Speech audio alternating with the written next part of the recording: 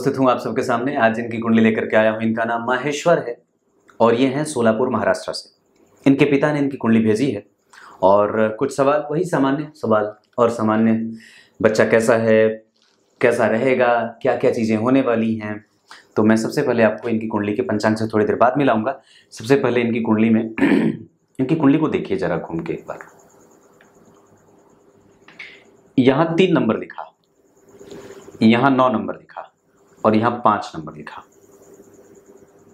यहाँ 3 नंबर लिखा तो लग्नेश 9 भाव में चले गए। और ये योग जो बनाता है ये बड़ा अच्छा योग बनेगा, एक जहां व्यक्ति सामाजिक क्षेत्र में उत्थान के लिए हमेशा ही काम कर सकता है, मतलब विश्वविख्यात होना। मदर टेरेसा जी की कुंडली में यही योग बना था। वस्तुतः तो वो बड़ी बेहतरीन थी, पर उनकी कुंडली में भी यही योग बना था। लग्नेश का भाग्य भाव में जाकर के भाग्य के कारक के साथ बैठना और भाग्य के अधिपति का अष्टम में जाकर के व्यक्ति को चिंतन मनन और अध्ययन अध्यापन में आगे जाना। गुरु यहाँ पे अपने ही नक्षत्र में बैठेंगे और यहाँ बुध जो है वो भाग्य में आकर के व्यक्ति को भाग्यशाली बनाएंगे। लग्न 7 डिग्री का आर्द्रा नक्षत्र और लग्नेश जन्म कुंडली में जिस राशि में बैठे उस राशि का अधिपति स्वग्रही शुक्र मित्र मंगल उच्च के, शनि और मंगल का संबंध, इस भाव से राहु केंद्र में, इस भाव से केतु केंद्र में। चंद्रमा नीच के हैं पर साहस देंगे क्योंकि इनके अधिपति उच्च के होकर के बैठे हैं। तो यहाँ पे और चंद्रमा से गुरु केंद्र में, चंद्रमा से बुध केंद्र में, तो डिसीजन मेकिंग कैपेसिटी थोड़ी कमजोर होगी। हालांकि इस चंद्रमा के ऊपर से किसी भी पापक ग्रह का कोई प्रभाव नहीं है, ये एक अच्छी बात है। धन भाव के अधिपति का नीच का होना और शुभग्रह होकर के अपने भाव से पंचमस्थ जाना, ये अच्छी बात होगी। और चंद्रमा यहाँ पे विशाखा के बैठे हैं, यानी कि नक्षत्र के अधिपति अगर जन्म कुंडली में भाग्य में बैठे हो तो भाग्य का लाभ तो मिलेगा ही, साथ ही साथ उस गुरु की दृष्टि लग्न पे तो यशस्विता, गुणकारी, ओजस्विता, प्रभावकारी और कल्याणकारी, कल्याण का मार्ग दिखाने वाला, किसी को भी गंदी और गलत सलाह दार्शनिक विचारों से ओतप्रोत। गुरु की दृष्टि यहाँ पे तो, और यहाँ के अधिपति जो है सूर्य है वो यहाँ बैठ रहे हैं। व्यक्ति कुछ ऐसा काम कर ले जिसका मालिक वो खुद हो। दशम स्थान पे शनि की दृष्टि है, ध्यान से देखिए, दशम स्थान पे शनि की दृष्टि है और दशम भाव के अधिपति बुध जैसे ग्रह के साथ है। गुरु स्वग्रही बुध जो है वो जन्म कुंडली में लग्नेश होकर के बैठे हैं सप्तम भाव के अधिपति के साथ। तो लग्नेश और सप्तमेश, लग्नेश चतुर्थेश, सप्तमेश दशमेश, ये दोनों एक चारों घर के अधिपति एक साथ यहाँ बैठ गए ना और दोनों ही ग्रह एक साथ, तो ये एक अच्छी बात होगी। और मैं समझता हूं कि ये सबसे ज्यादा अच्छी बात होगी। अगर यहाँ पे आप जब देखें तो 1 2 3 4 ही घर में सारे ग्रह केदार योग बन गए। अब ऐसी अवस्था में व्यक्ति जो है वो काम कहाँ कर सकता है, तो व्यक्ति को काम करना चाहिए अपने बातूनी न होने पे, घुमंतु न होने पे। ये नहीं कि प्राय मैं जब छोटा था तो कई बार जब कभी घर पे आता था तो मेरी दादी जहां भी जाती थी रिश्तेदार में घुमाती चलती थी, लेते जाती थी, हर जगह जाती थी तो हर जगह लेती जाती थी। तो ये ठीक भी नहीं होता है और कई बार ठीक भी होता है और कई बार ये अच्छा भी होता है। आप कई जगह घूमते हैं, रिश्तेदार पुराने आपके मिलते हैं, जुड़ते हैं, आप उनसे बातें आपकी चलती रहती हैं, हमेशा आप उनसे कनेक्शन में रहते हैं। अभी कुछ ही दिन पहले मैंने बताई थी तो कि शादी, तो ऐसा होता है। तो मेरे हिसाब से आपको भी ये काम करना चाहिए, अपने पुराने रिश्तेदारों को भी ढूंढना चाहिए और घुमंतु बहुत ज़्यादा नहीं होना चाहिए। आप घर पे भी रह के काम करिए और अच्छे से करिए। और दूसरी बात है कि सबसे ज़्यादा कि आप समाज के लिए कितना कर रहे हैं, क्योंकि आपकी कुंडली में यहाँ पे ये योग बहुत अच्छा बना है और गुरु और बुध का नारायण से संतुलन बनता है, नारायण से व्यक्ति जुड़ा रहता है। नर नारायण का स्वरूप व्यक्ति बहुत जल्दी पहचान लेता है। उसके ऊपर भाग्य का, उसके ऊपर धर्म का, उसके ऊपर पूर्वजों का, उसके ऊपर पिता का, उसके पिता का सुख, उसके पिता से संपत्ति का लाभ, ये सब मिल जाता है। दशम भाव में दिग्बली सूर्य और मित्र की राशि में मित्रवत अवस्था में बैठे भी हैं, क्योंकि गुरु भी यही निकटवर्ती होकर के बैठे हैं। और ये दिखा रहे थे कि व्यक्ति खुद की नौकरी, खुद का काम, प्रोफेसर, लेक्चरर या कई बार बहुत ऊंचे पद पे जाकर के स्थापित होने वाला सरकारी नौकरी के योग हैं। इनके पिता ने पूछे, बहुत अच्छे हैं। कोई कमजोर योग नहीं है, अच्छा है। क्योंकि यहाँ पे भी पत्नी को भी सरकारी नौकरी करते देख रहा हूँ, यहाँ पे भी बुध मंगल क्रिएटिविटी, उसके पास बहुत सारे गुण देखने को होंगे और ये जातक खुद भी बहुत ज्यादा क्रिएटिव होगा क्योंकि शुक्र मंगल के साथ बैठे हैं। क्लियर है ये बात इतनी, क्योंकि चतुर्थ पंचम भाव के अधिपति। अब आपको आपकी कुंडली में क्या देखना चाहिए। एक दर्शिका है मेरी दुबई की, जैसे मैं कहता हूँ एक बात बताता हूँ, तो उन्होंने मुझे संपर्क इसलिए किया था क्योंकि उनकी भी ये आदत है यही कहने की। तो उन्होंने कहा कि ये व्यक्ति ऐसा कैसे बोल सकता है।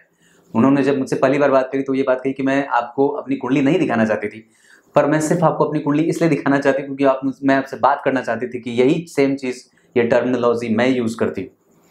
तो उन्होंने एक बात कही कि जब आप कार्यक्रम के बीच में सूत्र बताते हैं तो वो ज़्यादा अच्छा लगता है। तो मैंने यहाँ पे एक बात कही कि अगर आपकी कुंडली में, आपको खुद की कुंडली में क्या देख लेना चाहिए कि अगर आपकी कुंडली के चतुर्थ भाव के अधिपति, ध्यान से देखिए मेरी तरफ, एक यूसी माहेश्वरी जी हैं, वो बहुत बड़े बिजनेसमैन हैं, करोड़ों की संपत्ति, 1000 करोड़ की संपत्ति कह सकते हैं, कई देशों में उनकी कंपनियां चलती। तो वो भी बात करते हैं कि बीच बीच में जो आप सूत्र बताते हैं वो बड़ा अच्छा लगता है। तो यहाँ पे एक सूत्र बता देता हूँ दोनों को याद करके कि पंचम भाव के अधिपति जब भी जन्म कुंडली में मंगल के साथ बैठे हों कहीं भी किसी भी भाव में, तो व्यक्ति को क्रिएटिव बनाते हैं। कोई आवश्यक नहीं है कि वो लगातार एक साथ बैठे हों, अगर मंगल और बुध का संबंध भी एक साथ बन जाता है तो भी व्यक्ति क्रिएटिव होता है और उसके अंदर क्रिएटिविटी होती है। और वस्तुतः अगर लग्न का संबंध बुध से या मंगल से हो जाए, लग्नेश का संबंध मंगल या बुध से हो जाए, तो व्यक्ति के अंदर क्रिएशन जुड़ जाता है, मतलब वो कुछ नया इजाद कर लेता है। और अगर जन्म कुंडली में दूसरा सूत्र, जैसे कि इनकी कुंडली में बना है कि अष्टम स्थान में अगर शुक्र बैठे हों और अगर वो अष्टमेश के साथ बैठे हों, तो ये और भी ज्यादा वो उसकी क्रिएटिविटी रेगुलराइज होती है, मतलब वो बीच में ड्रॉप नहीं करता, वो उसको रेगुलर करता है और किसी भी काम में उसकी निरंतरता बनी रहती है। तात्पर्य ये है कहने का कि आप कभी भी जिस क्षेत्र में जुड़े हैं वो रुकता नहीं है।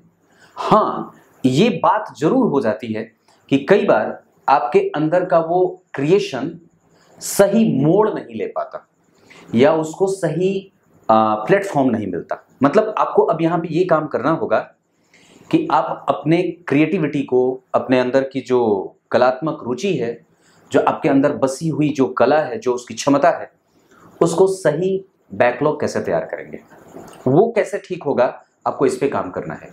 और कभी भी आपके अंदर जो गुण है, जो आपके पास जो क्वालिटी है, उसको मेंटेन करने पे काम करना होगा।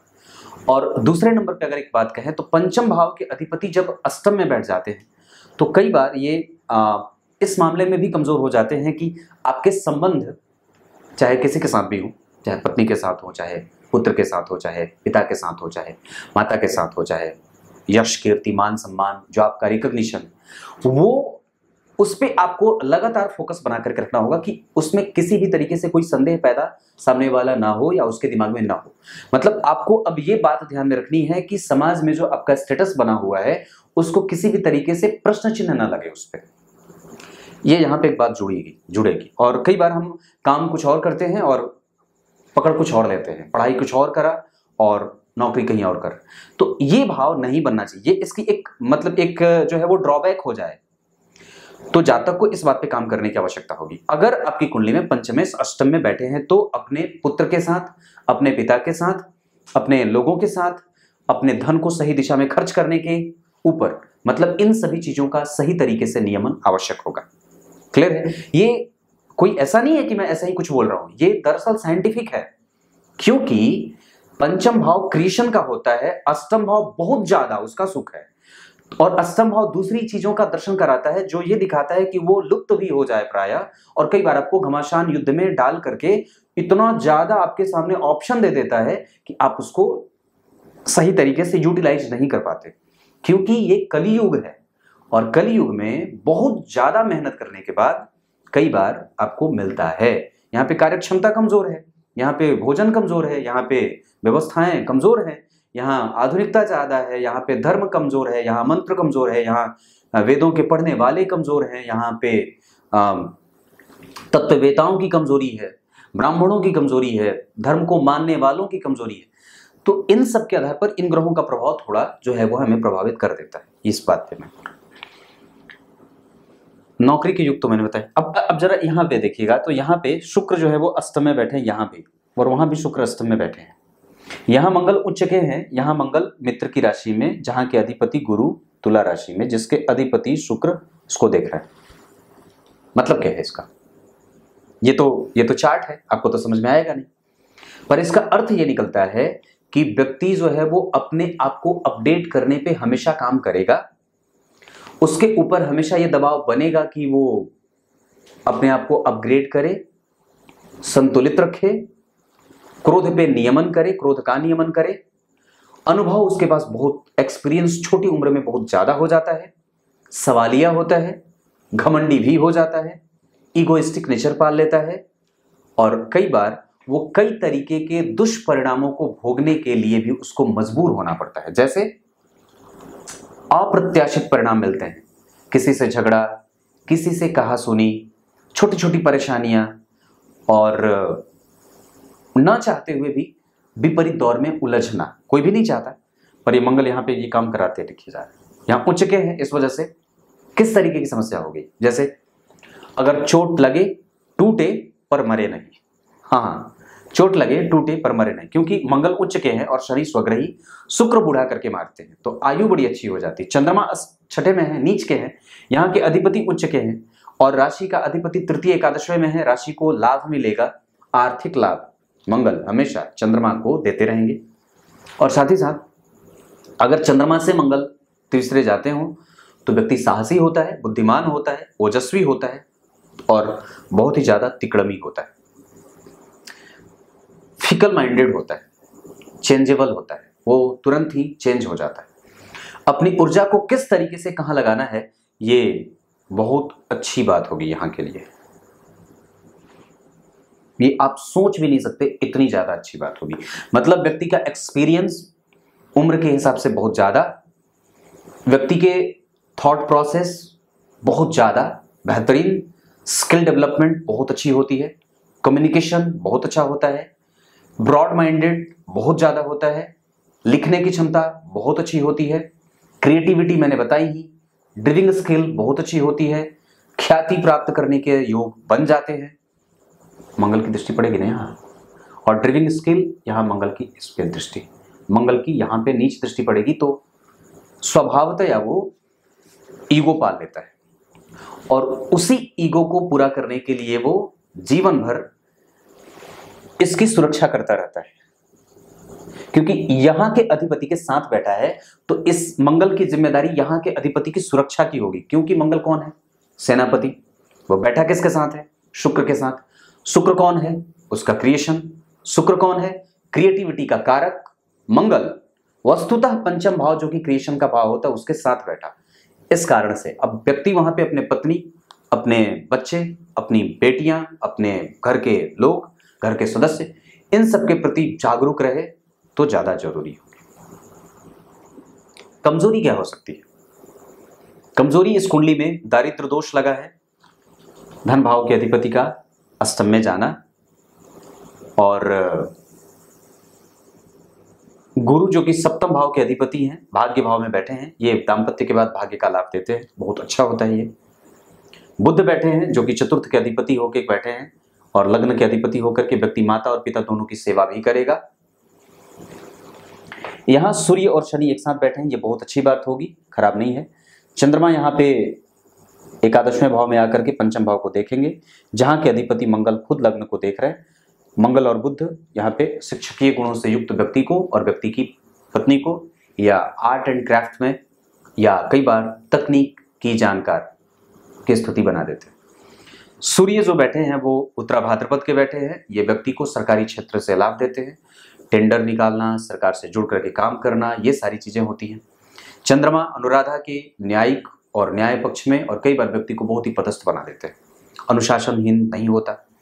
मंगल श्रवण, बुध पूर्वा भाद्रपद गुरु, और गुरु पूर्वा भाद्रपद। मंगल जो है वो व्यक्ति को इमोशनल बनाएंगे और रोगी बनाएंगे कई बार, हालांकि उससे वो असर नहीं पड़ेगा, वो ठीक ठाक रहेगा, वो चलता रहेगा। बुध व्यक्ति को तेजस्वी, ओजस्वी और ज्ञानी और ज्ञान संपन्न बनाएंगे। शुक्र व्यक्ति के अंदर लिखने की क्षमता देंगे। शुक्र व्यक्ति को ऑप्टिमिस्टिक विचारधारा और खोजबीन करने वाला, रिसर्च माइंडसेट का बना देंगे। शनि जो है वो वहां पे व्यक्ति को रोग व्याधि देंगे और व्यक्ति के जीवन में थोड़ी बहुत समस्याएं भी लेके आने वाले होंगे। अष्टमेश होकर के अष्टम में बैठे, आयु रहेगी, इसकी कोई विशेष आवश्यकता मैं महसूस नहीं करता। शनि की दृष्टि दशम स्थान पे आयु और नौकरी दोनों और पिता के साथ संबंधों में, और कई बार चूंकि सूर्य के ठीक आगे राहु बैठे हैं, ये ठीक नहीं होता। मेष राशि में बैठे हैं थोड़े कमजोरीपन के साथ। राहु की दृष्टि यहाँ के लिए अच्छी नहीं होगी, राहु की दृष्टि यहाँ के लिए सामान्यतया राहु की दृष्टि यहाँ के लिए अच्छी नहीं होगी। मतलब हमें राहु की दशा में सतर्क होने की ज्यादा आवश्यकता होगी, शनि की दशा में सतर्क होने की आवश्यकता ज्यादा होगी। 3 नंबर की कुंडली है, 1 नंबर अच्छा रहेगा। 3 नंबर की कुंडली है, 1 नंबर अच्छा रहेगा। तुला राशि, कुंभ राशि अच्छे होंगे, 6 संख्या भी अच्छी रहेगी, 6 अंक भी अच्छा रहेगा। मतलब आप कन्या राशि वालों से भी मित्रता कर सकते हैं। विवाह करना होगा तो वृश्चिक राशि वाले, वृश्चिक लग्न वाले और मकर लग्न वाले, मकर राशि वाले, कुंभ राशि और तुला राशि वाले अच्छे रहेंगे। दिशा उत्तर बहुत अच्छी रहे और दिन बुधवार और गुरुवार का बहुत अच्छा रहे। इसके अतिरिक्त आपकी कुंडली में क्षेत्र मैंने बताया, कोई भी काम करे, इनकी कुंडली में मैं एक बात कह दूं, ये व्यक्ति नौकरी करे तो ज्यादा बढ़िया है और सरकारी नौकरी के योग बड़े प्रबल है, आगे बढ़ना चाहिए। क्योंकि मंगल उच्च के, सूर्य दिग्बली, मंगल का शनि के साथ संबंध, शनि का दशम स्थान से संबंध, दशम भाव के अधिपति का भाग्येश के साथ, लग्नेश के साथ जुड़ करके भाग्य में जाना व्यक्ति के अंदर प्रोफेसर, लेक्चरर या किसी अच्छे यूनिवर्सिटी में पढ़ाने का योग बना देते हैं। आगे कई सारी चीजें जो होती हैं वो काम करती है। पर इनकी कुंडली के लिए अभी शनि की दशा है, 2028 तक लाजवर्थ व्यक्ति को धारण करना चाहिए। बस इतनी ही बात बताऊंगा, अब ज्यादा कुछ नहीं बताऊंगा। माता पिता के साथ संबंध अच्छे रहेंगे, कुटुंब जनों के साथ संबंध इनके थोड़े कमजोर हो सकते हैं, उस पर ध्यान देना होगा। वाणी का प्रभाव कमजोर ना हो, स्वभाव क्रूर ना हो, इस पे ध्यान देना होगा।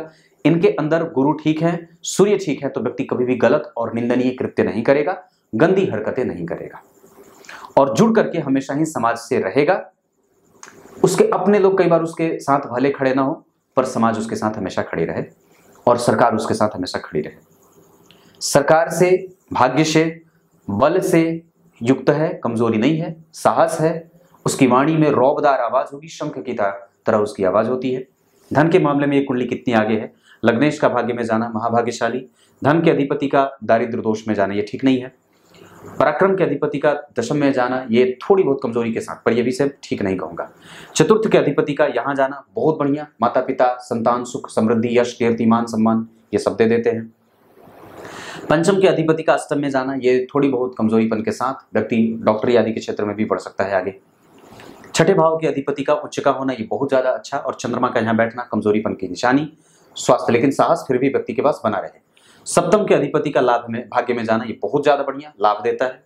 और अष्टम के अधिपति का अष्टम में जाना आयु के साथ साथ व्यक्ति के अंदर कई तरीके का लाभ देते हैं। जैसे गुप्त तरीके से व्यक्ति धन कमा ले, पर्दे के पीछे से धन कमा ले, किंग मेकर की भूमिका में आ जाए, ऑप्टिमिस्टिक विचारधारा का हो जाए, आशावादी होता है और साथ ही साथ व्यक्ति अपने काम को लेकर के कभी भी निपुणता को दिखाने वाला होता है।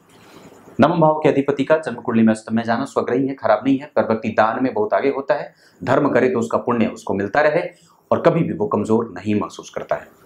दशम भाव के अधिपति का पिता का सुख, पिता से संपूर्ण लाभ और पिता का संपूर्ण क्षेत्र, पिता के लिए भाग्यशाली हो जाना, ऐसा देखा जा रहा है। एकादशवें के अधिपति का जन्म कुंडली में अष्टम में आना ठीक नहीं होगा, पर वापस घूम के देख रहे हैं तो विश्वविख्यात और रिसर्चर माइंडसेट का व्यक्ति को बना देते हैं।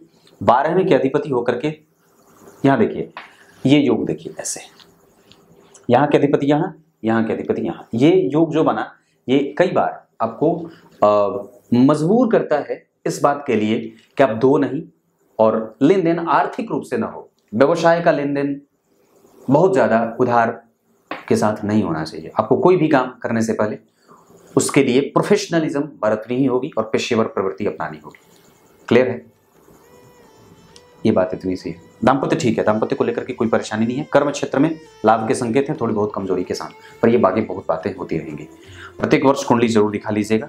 ये मैं इसलिए नहीं कह रहा कि आप मुझे पैसे देंगे, बल्कि इसलिए कह रहा हूं क्योंकि आवश्यक है। तब तक के लिए बहुत बहुत नमस्कार।